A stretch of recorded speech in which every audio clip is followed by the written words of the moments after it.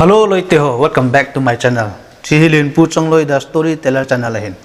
Tunia hi interview with Boldu hi Sir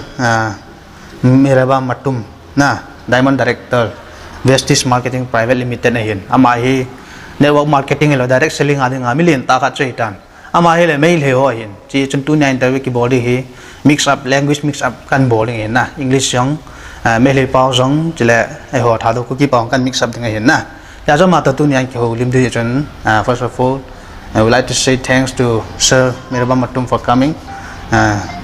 First, can you introduce yourself? Yes. Thank you so much for inviting me in your channel. Yes, Lienpu. welcome. Yeah. And yes, my name is Mutum Meiraba. Duga I live from Haragadi, Chajing Puno Sugunu Pos. Dagi Faldagidi, Adom 80 kilometer la from Mapam Maneka, Kumani, Aduga. I Kiwanade, I Sigi, Vestige Marketing Private Limited, higher the executive diamond director in Lebanon.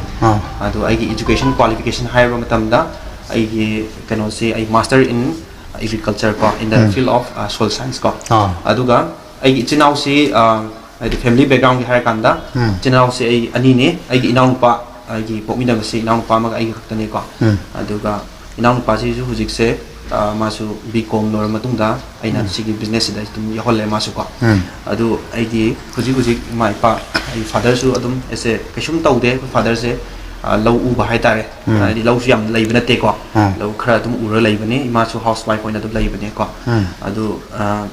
see Hizeraga introduction solution again. Yamnumare, thank you. Masujik topic that's all topic challenge is here. Harmada question hanging is first question is what is direct selling or network marketing? Network marketing amasung direct selling haibasi akhoi yamnadi maming di taragasu mina fazana khangdaba haiba tare ma akhoi direct akhoi product se masi product sing se it directly comes from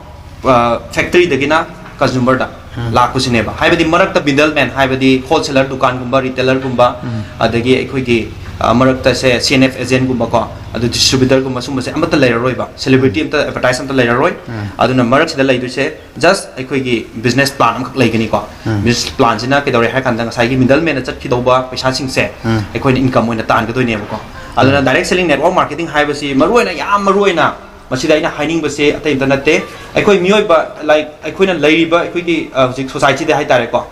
selling network marketing has Maru away on the go. Aduga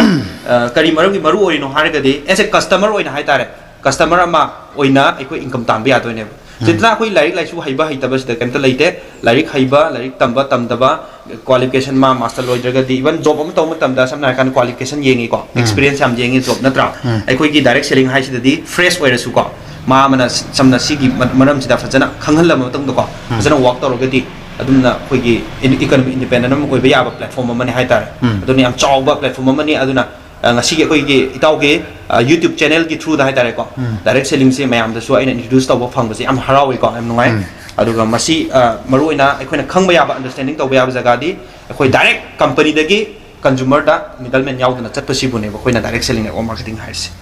si hire comes again gyan khara ta di thamkhal be idea ne do tan direct selling hello network marketing lang chana tu ne let network marketing or we can say that there are so many network marketings and this direct selling and all like example MW Vestige and this Modicare and all right. So right now you are working in Vestige, right? Vestige, yes. Why are you working in Vestige, and can you tell me more about this Vestige? Thank you so much. I do get question, do get answers soon.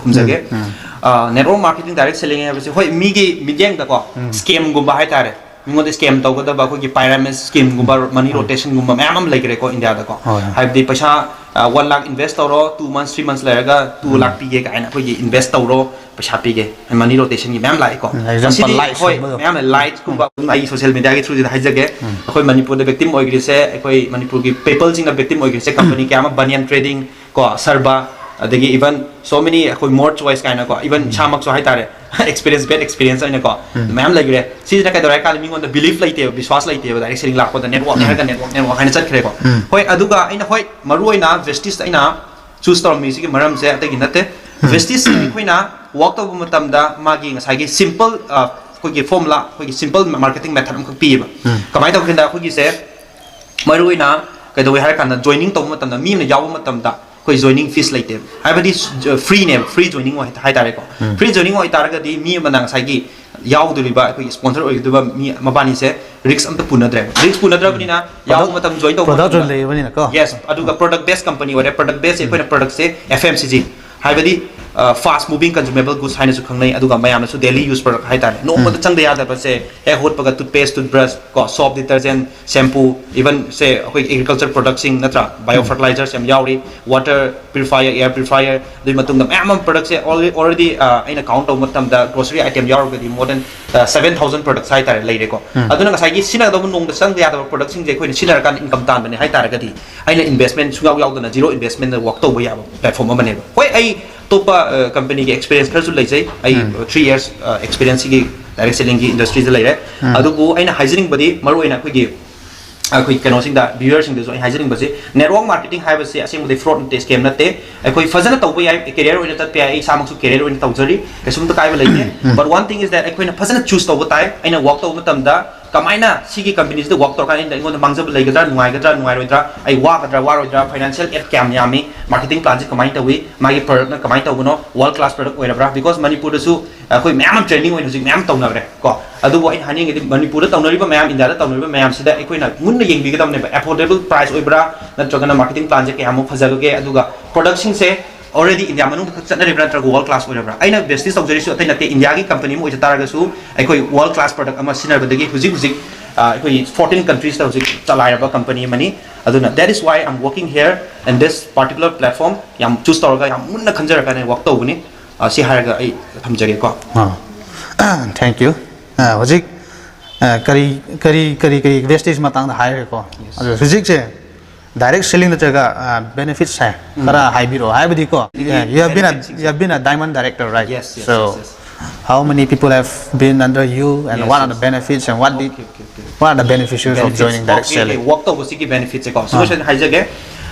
si viewer the ayamana viewer sing da haijening base ani haijab ni financial even financially at tang na masida yam kana ba yam leire kai kai no har kan da ahamba da first I point thamjage first point si aikoi youth ama haibase lairik khaktang pagi education khaktang na ma khaktang yaroi ba ko personality ma changi hai tare personality growth oi ba haibadi mirak to wangang ba adagi mi ama gori snapta da convince to ba haiba aduga personality ta manung loi changre ko public speaking convincing skill right aduga mi ama da ina wari sama tam da kamaina wari sagani aduga manner ko aduga sai character mayam changi ko si khudimak se aikoi na ka doi ba sidagi learn to ba free da learn to ba ko first yam kanai si using second subada aikoi na kanai se kai no hargadi sigi platform jina already aikoi more than millions and millions job provide tawkre haibadi aikoi da uneducated oiba fellow ma'am like hoi like tam bahar ga su hojing matada like tam bahai taraga su kai dore aikoi graduation lorba master lorba kyama lai ko thabo phangda adu to khra like tam du di khara ma finance tawra da small and medium enterprise kai amana ma work tawru yai but like sum tam da ba uneducated people se kamai tawta oi wa tare natra command tawru ba yai ama tawru ba yai thabak se check sur ba yai jugali ro ba yai no moi khusuman aduna di hingba yaroi ko adu kai dore like sum tam da mi sna su kai ba akhoi na sigi pot sigi mangon da kana ba pibi taragadi mana work to taragadi no madri ma maming iba hita taraga su income adu ki matik tan ba yai kayam am lai ko example kayam am sidai ko haibadi mana masadu hona taragadi if he or she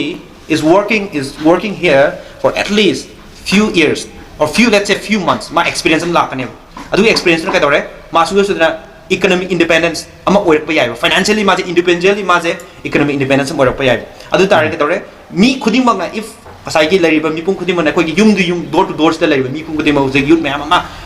khangbiram mani phone khara mobile khara met laga game khara sanaraga adagi auction na fajina dana even party tawdana chatna ngaudana adagi yo matam mahan ba haibasi even Facebook ki page to rolling tawraga to matam mahan youth ama oira kan da ngasai ki like tamura kan da ngasai ama already khoi khangura ba mapana chatuna mayam chalura bane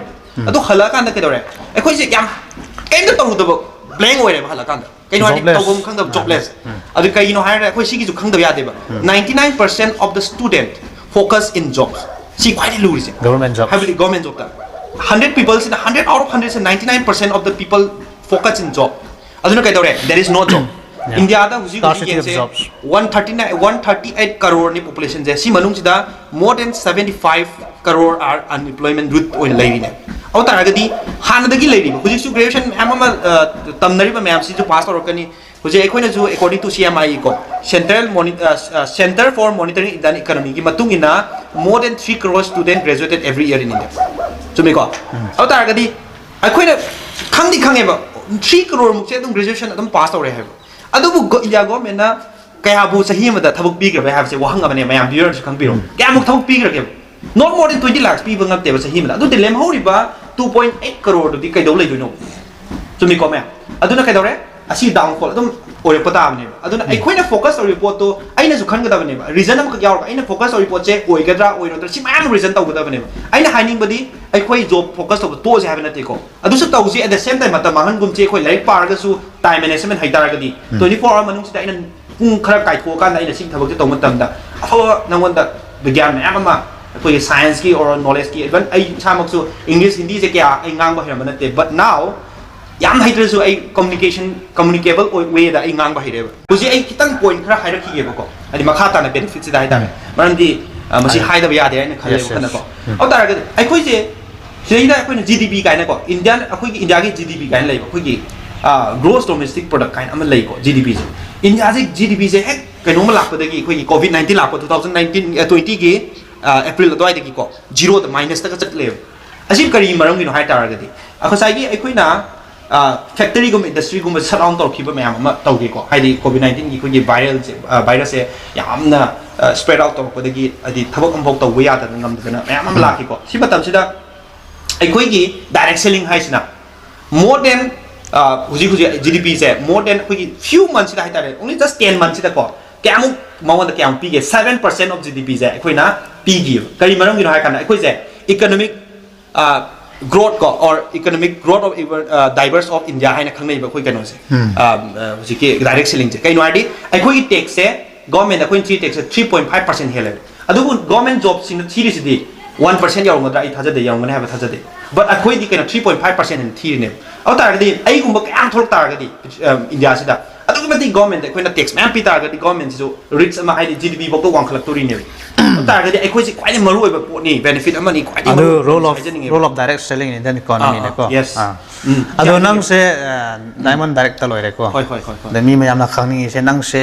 nang gi makha se da mi kaya lai rabo okay ai gi hai tare ko nang gi network se da mi ki da kaya gumba salary gumba pi khre asembudi akoi gi di akoi gi direct selling da di ko salarize oi ba natte ba commission ne ko commission base la kani koi monthly base ni commission je every 10th of every month koi phangani ko adu hujik se again total network se more than 5800 kumba sure again total network se adu aigi network hai akoi na network sida ina sidai ina haining ise my your network is your network haina amkhuk la ne hujik matam de si 21st century de satnari se ko your network is your network haibadi nangi income je nangi income annually oigera nangi monthly oigera sigi kari base la national found international level da legre ai team je adu ai concentrate no lai sida hujik akoi gi pokhum lam da manipur da lai ko ai maximum team je ko sida sida ai ko ne ai yam nga i je mayam singak po ne ai ngon da dingak pa na akoi na training team matam sai class 9 ka bang chatra mana monthly income je 50000 ka tak pa hai tar che mai pa ko ne bai na adigi ai introduce tor kan da sida ide work tong minagi ba stranger on tar ga su relation ama thamma kan yamna close relation family ma ko work tong minaba mamam lai ba ba koi se in terms of lakhs ta le per month in terms of lakhs ta le that means kari gumba aina government job am tor tar ga di ke done har kan da aina government job tor tar ga di aina ta senga mateng pang hai su ai mu manung na ta mateng pang ko sungam de ko adu ai se platform de gi di more than 1000 ni mateng pang gra ne even ai future does more than lakhs ai mateng pang en khalle ba yo kan da ai gi future da di aduna hani ide koi gi masi gi platform jina pi ba ya ba knowledge ma'am de le da share to ba kai ba kai lei te ba bi hani opportunity hai ba se ai koi manipur parja se manipur de youth hai India da su mangai re atu manipur hai se because koi pon phon manipur se ko manipur youth sing se kari no ma koi de soi ba khak lei ri ko ai gi wakhan ni concept ni ko mi na opportunity pi ge na hai ba se na kong se munna clean to ko ta bam change mindset se pura generalize to ta bam change asi hai ta ba da gi ne ba koi opportunity manga ga ma'am ma kasum taw da lai ri se yum da kai da we har kan da ai like tam mi hai bo hai ta ba hai ta ne kai da we har kan am kasum taw hai bo question je answer je tum lak ka ne ba kai da we hang tam adu bu ai like tam mi ai student oi ri adu taw ri na ta ai adu thabak taw je ha bi kari kai bi lai ge adu bu hang ma tam da every youth from Manipur when you ask any question like what do you do for living haibam tanda what they answer I do nothing har kani asi quite mistake ne adu mo asai ge koin opportunity pi matam da mi na opportunity ha sabta kana I direct selling opportunity ma ina mo mi da pi do ko ꯉꯁꯥꯏꯒꯤ ꯑꯩꯅ ꯑꯩ ꯃꯔꯨꯞꯅꯤ ꯈꯪꯗꯦ ꯃꯄꯥꯟ ꯑꯩꯒꯤ ꯃꯔꯨꯞꯅꯤ ꯈꯪꯗꯦ ꯑꯩꯒꯤ ꯐ꯭ꯔꯦꯟꯅꯤ ꯈꯪꯗꯦ ꯁ꯭ꯇ꯭ꯔꯦꯟꯖꯔꯅꯤ ꯈꯪꯗꯦ ꯑꯃꯈꯛꯇꯪ ꯑꯩꯅ ꯃꯥ ꯄꯤꯗꯣꯔꯦꯕ ꯑꯗꯨ ꯇꯥꯔꯒꯗꯤ ꯃꯤꯗꯨꯅ ꯀꯩꯗꯧꯅꯤ ꯍꯥꯏ ꯀꯥꯟꯗ ꯑꯩꯒꯤ ꯃꯥꯏꯟꯁꯦ ꯐꯖꯅ ꯀ꯭ꯂꯤꯌꯔ ꯇꯧꯔꯒ ꯃꯨꯟꯅ ꯇꯥꯕꯤꯕ ꯑꯃ ꯆꯪꯉꯦ ꯋꯦꯗꯔ ꯃꯥ ꯂꯥꯏꯛ ꯇꯧꯒꯦꯔꯥ ꯑꯣꯏꯒꯦꯔꯥ ꯃꯥ ꯇꯧꯒꯦꯔꯥ ꯇꯧꯔꯣꯏꯒꯦꯔꯥ ꯑꯗꯨꯗꯤ ꯀꯩꯁꯨꯝ ꯀꯥꯏꯗꯦꯀꯣ ꯑꯗꯨꯗꯤ ꯏꯠꯁ ꯑꯞ ꯇꯨ ꯍꯤꯝ ꯀꯣ ꯗꯤꯁꯤꯖꯟ ꯃꯥꯒꯤ ꯂꯦꯞꯆꯒꯗꯕꯅꯦꯕ ꯑꯗꯨ one thing is date mana ngasai aina haidri poto mun tabam changi 30 minute ogira 40 minute ogira au tar ga di ma ka base kana bakra fangne ba kana bu mana tawge su decision do akhoi na guide tawra tawra lore natra maram di sida di full of guidelines sam change ba ko guidance out ga di ngasai mi am ta sida success oi ba di ai thajade oi gine ha maram di si tongan ba magi basic rules and regulation system khara dum lai hai tare ko hoi adu mak tai sida panjaroi ge ko je direct selling chung sang ai achana lekha theme hi yong da chun thêm còn nó bột thua hard work nó bột bột là chun monthly ai at least 30 to 50,000 bait na easily na ăn thấy ông mình trang cho mình chia chứ là thân một lần na cái này concern in bột thôi phone number yang comment section này cái quay description ông kan quay đinh hiện na chia chứ chỉ lang bao mai thân một ngày thì mà nó say chứ nè thì chưa do let's go to next question so next question is can government employees also work in direct selling definitely see point jam fazai koi brother Lienpu na hangi se ai koi government job to misak ama or any job to misak ama na direct selling se involve to ya bra work to ya bra hai yes perfect ne du yai ai gi makha da su ai gi aina introduce over ka more than koi employee over more than 70 people ai ai list sai ko 70 people bank manager yauri asdai da even koi gi MCS yauri even doctor engineer SO ma yauri ba makoi su part time going to ne for example say aina mangona benefits pi matamda mana pamba point ma khak yaure ba masai particular even akoi su reason ma manga loina thawak tawri ne ba ai su ngai re aina si yaure se foreign tour tat ke ko wakhan yam adi dream da chaw ba ki dam tai su yaure ne ba foreign tour tam chat ke khot ke ma ai foreign tour se ma chat le ko chat pa se ai Malaysia chatle adagi after that Scotland chalure then Singapore chalure ko Thailand chalure ko sigi through the hai tare ana chaliba sagi lam se ai apam jaga do aina chaning do dream do adu ne ba aina chalure se ado mi mayam su prospective mayam lai kana ma khrana se financial freedom uning bagi extra income paning pam bagi natra kana bu aina question am hangjage viewers singa government job to busing je magi income do not satisfy oira bra adu do yes or no dum hoi comment na video tasengna government job tawsing aina loina ba introduce loina interview tawra yenga bane government employee khudimak se magi income na satisfy amta oide hen na taning ba hen na tonging ba ngakta ne upai le dabadagi magi 9 pung 8 dagi na pung 3 pau 9 to 4 ne moina chale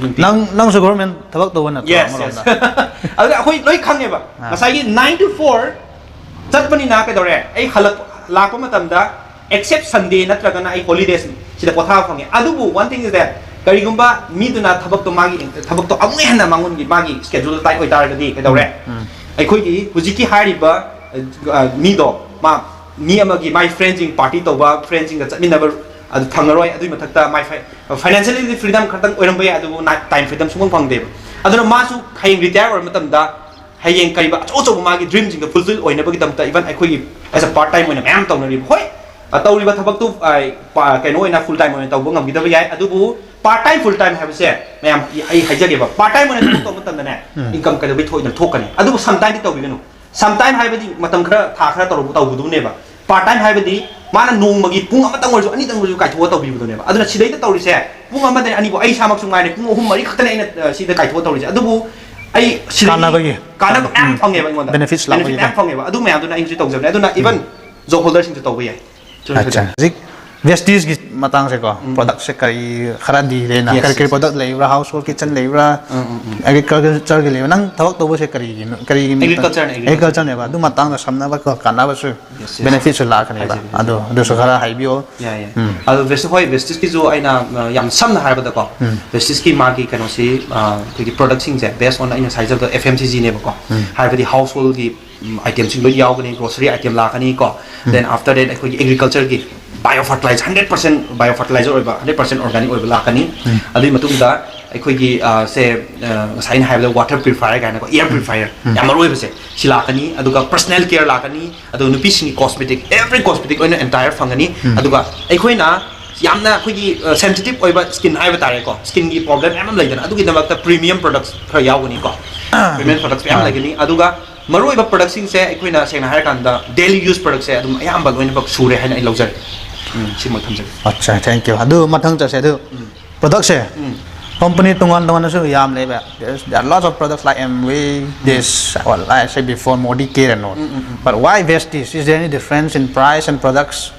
Okay, adu Quality. I cannot actually honestly haizage aina di koi viewers da su company gi matang da ina compare to budi ai pamjade maram di company du gi ma su self stand ma mu su leisure ni ma gi kano ma koi gi sinai kan da term and condition ma loi leisure ni ko adu ai haijening budi masai gi aina ai company je thagal laga aina company ai di number 1 ni ai de top ni haiba du adu wa de top na si maram de du di website ta koi gi kariba world direct selling association ko koi gi WDSS adu yaw ma tong ni ko adugi world direct selling association ko bada dum phangabane adu website ta adubu aina haijening is a Vestige se koi company me am india su me am lai grem ko adubu Vestige se ke wi tau du no haiba matam da Vestige se india da hawdok pane ba delhi da new delhi da 2004 da ngasi da 18 years mamang da ko adu india da hawdok so boy tar ga su already ma se keno tau khreb globalize oi khreb samna hai kan da ai pan ba ya ba mami khra hai se Thailand da Vestige lai Canada lai Malaysia keno yau khrabani adagi Dubai yau khrabani Saudi Arabia yau khrabani Bangladesh Nepal Bhutan yau khrabani ba ko aduna expect me am lai hai tar aduna keno aina kari damak da Dubai yau do na hang matam da sai kari no se traditional market am hai resine swai da phangba Colgate toothpaste am hai Colgate se Dubai ke do chatrino maram am lai ngani da mina hygienic country du da kamaina Colgate to sina ba ya da bagi ma da problem lai da ya da hana puthoi ne ba natra adu Vestige is running in Dubai Vestige toothpaste is running there using with those by those people scenery ba adu every product sing je adu da phangba sing do Vestige ki je loina ba mo scenery that means world class product ama yawe hata si da quality products adu affordable price oi ba habi yam tang ba product oi mi lo ngam de MV di tang ra Manipur to India je all entire India je 70% of the people are under kariba below poverty line da leibne hygienic oi ba healthy line kano product su pame ba adu koi Vestige ta lei hai na haijage asai MV hai ga su ai compare yam tau di pam de adu MV gi hai ga su muina price to hoi quality mo yam pharam ba ko adu price to afford to ngam da ba hai tare adu da ai koi na Vestige se run to matam ni ngona su yamna affordably to bi ai last la ka question se last but not the least ai sera nang youngster angang khoi ko sigumba paisa taning ba na traga let's say they are unemployed youths educated but unemployed what advice do you want to give to them adu yam nungai adu ki question yam fajaba question ne ai koi youth huji India da Manipur da even Prithvi da lebi youth side are even mani aina in context of Manipur hajar ge maram di Manipur da so Manipur gi population ji chawranga 30 lakhs mukti above the lerang ni hujik se ai go khanda aduga youth se adum akoi Manipur si youth adum bidik yame na logjai aduga hujik aina youth sing da pining be advice tai nate comfort zone haibam lai ko comfort zone da hujik lai tar ga di hayeng ai amwa gani aduna comfort zone da gi akoi khara thok patam se ko let's get out from comfort zone si ai haining aduga akoi khudi magna tauba yaba any opportunity ma lak taragadi aikoi passion ji tauchan jeba maram de aikoi na si taudo taragadi one day or another day ke tore mian cha sing na mi atop sing na aikoi gi khudima pot khudima se thabak khudima se loi pai gra ne last aikoi di mapu de gi minai oi haiba kaino do mai te porok do adu lak ka dore ba aduna aikoi khudima youth khudima yan ta mina se aina pining be advice ba matam mahan gnu matam yam likna sina biu huji aikoi na phone pai raga longthoga message sana ba wari sana se yam nungai bani ko huji ki oina de youth amoi bani na chumi ko nungai bani adu chahi mangai matungda after 5 years after 10 years ai kari or kadage have do munna khandaraga pung tang khanba kanda yam ta kane khanjai aduna time management fazana hayu sa pro matam mangan gnu ai thabak work culture fazana yokhatsi ai sa maksu tasina har kanda ai si tawri thabak se ai paisa tan bane ai personality develop tawni mi mateng pang mani amuk ken ai atopa business ka ma so ai tawge na khalli aduna mayam na su insai gi kai gam if sigi pot si amna khangni mo khoni ma laitar ga su sum kai dei khode contact tor poi ai brother Lienpu tor poi ai khode tor poi ai khone sum khoi den kai tong se ni any youth type de adubu 18 years 18 and you know above years ko 18 and above high de time pan mathati darkar oigani maram di ai khoina under age kum se India de khare strict oibani na hoi knowledge lauba khotpa ke sum akai laite khoi contact number adum ai wakhan di description li jalak ta ma description da khoi khudi mo kai tong se one thing is that koi matam mahan gum se hai baje ai machine tang ai thamjage ai gi site gi ko yam nungai re ngasi chichu hen na to a chaina langai tan koi tabang ite langai hi thilzu thilpe langai hi sumna munu ma ai lo le ken koi ki sim dong na tia le si ka sai bonga chi contact number ki pya hi aban head benom na na hen contact ki nen hoi ta kan gai theon hi chule hoi tai ki thu khom wale na keng lex hoi tai sim khom wale chun gang cha na ki sip bona khan iding ai achu tunya hi khota char ba ten kong kyo hin na ja chu hi chan chin da lui chale se ko thank you so Thank you so much. Thank you so much. so much for coming so so much. we'll wind up here bye bye